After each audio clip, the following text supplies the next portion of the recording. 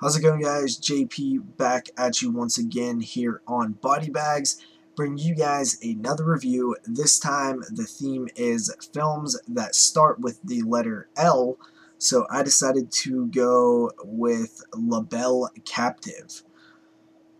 This film was released in 1983. It is a French film with English subtitles. The Blu-ray is coming to us from Olive Films.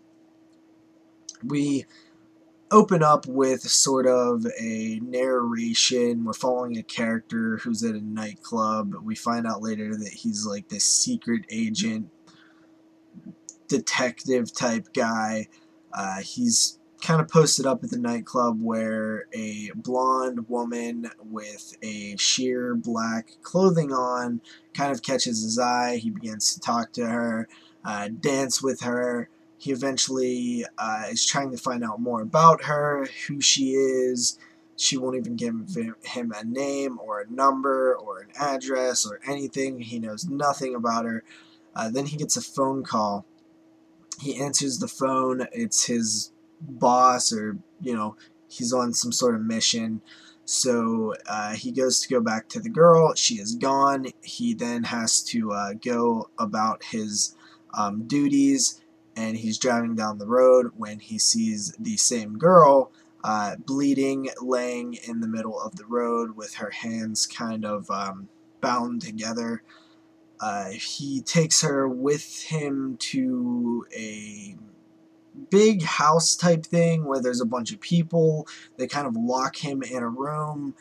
He begins to have sex with the girl, and she kind of bites him, and he wakes up the next day, and everything's all different, and you're not really sure what the hell's going on. And then he kind of moves throughout this story where he's trying to find out who the girl was, where she's from, her story, and just find her again, while being kind of plagued with these dreams slash nightmares things.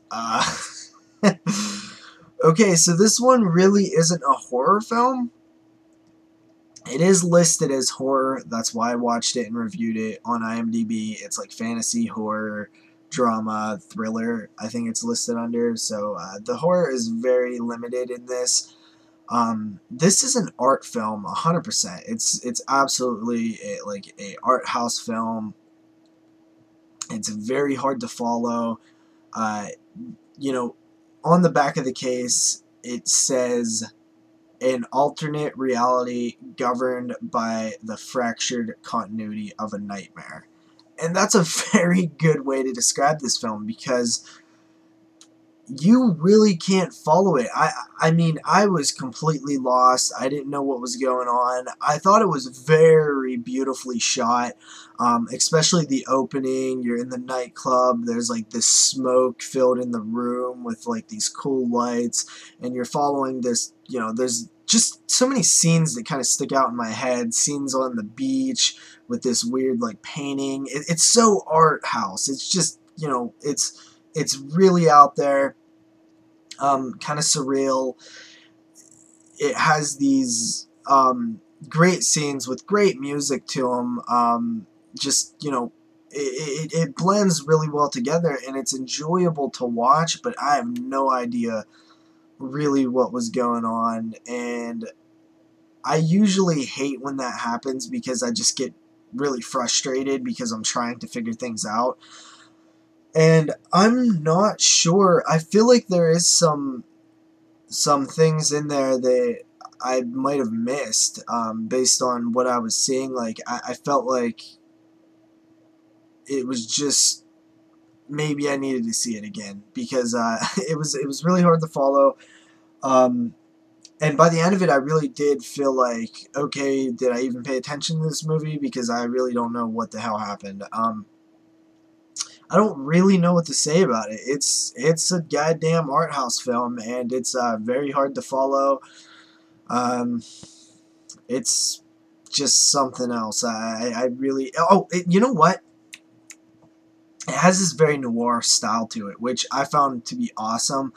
There's a lot of like low lighting in some scenes. It does get a little brighter as the film goes on, but it just kind of has this, you know, like there's a femme fatale and there's like the detective angle. Like it does sort of have like a noir style, which I thought was pretty cool.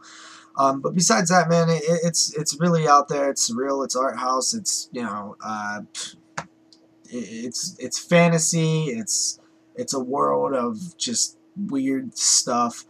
Um, I'm gonna give it about a 6 out of 10. I do feel like it's potential to, you know, be a higher rated film if I maybe read some you know, scholarly reviews on it, because I feel like some people could point some things out that maybe I missed, and maybe watch it again and kind of get a new understanding of it. But it's a lot to take in on the first watch. It's, you know, pretty hard to follow. So viewer beware if you're going to check out this film. But yeah, see you guys next week.